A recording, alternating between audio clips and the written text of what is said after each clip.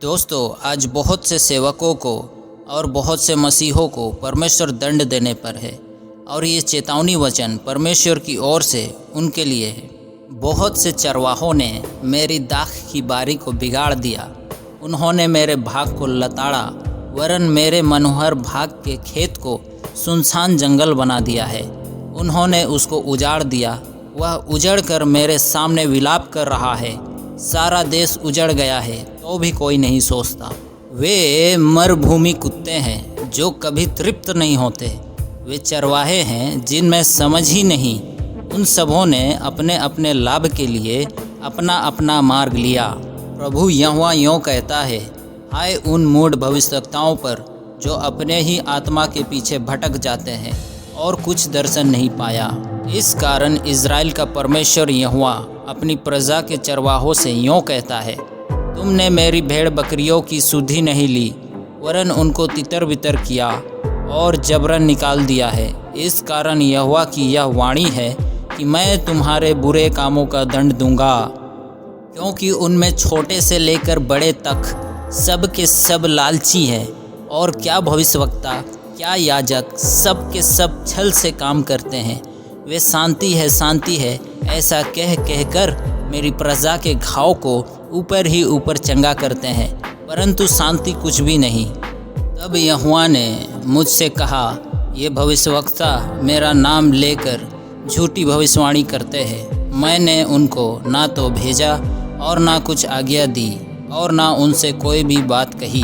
वे तुम लोगों से दर्शन का झूठा दावा करके अपने ही मन से व्यर्थ और धोखे की भविष्यवाणी करते हैं। भविष्यवक्ता हवा हो जाएंगे, उनमें ईश्वर का वचन नहीं है।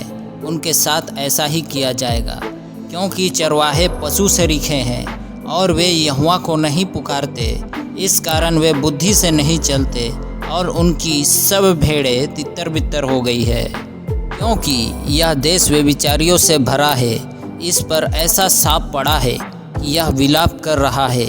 वन की चराइयाँ भी सूख गई। लोग बड़ी दौड़ तो दौड़ते हैं, परंतु बुराई ही की ओर, और वीरता तो करते हैं, परंतु अन्याय ही के साथ।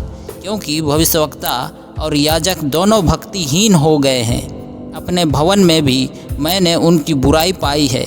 यहोवा की यही वाणी है। सेनाओं के यहोवा ने तुमसे यों कहा है, इन भविष्यवक्ताओं की बातों की ओर जो तुमसे भविष्यवाणी करते हैं कान मत लगाओ, क्योंकि ये तुमको व्यर्थ बातें सिखाते हैं। ये दर्शन का दावा करके यहोवा के मुख की नहीं, अपने ही मन की बात कहते हैं। विपत्ति पर विपत्ति आएगी और उड़ती हुई चर्चा पर चर्चा सुनाई पड़ेगी, और लोग भविष्यवक्ता से दर्शन की बात पूछेंगे, परंतु याजक के पास से व्यवस्था और पुरनिये के पास से सम्मति देने की शक्ति जाती रहेगी।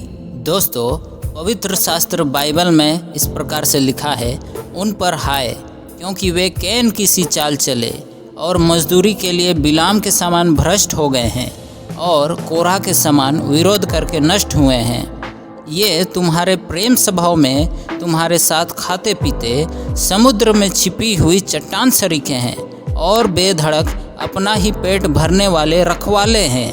वे निर्जल बादल है जिन्हें हवा उड़ा ले जाती है।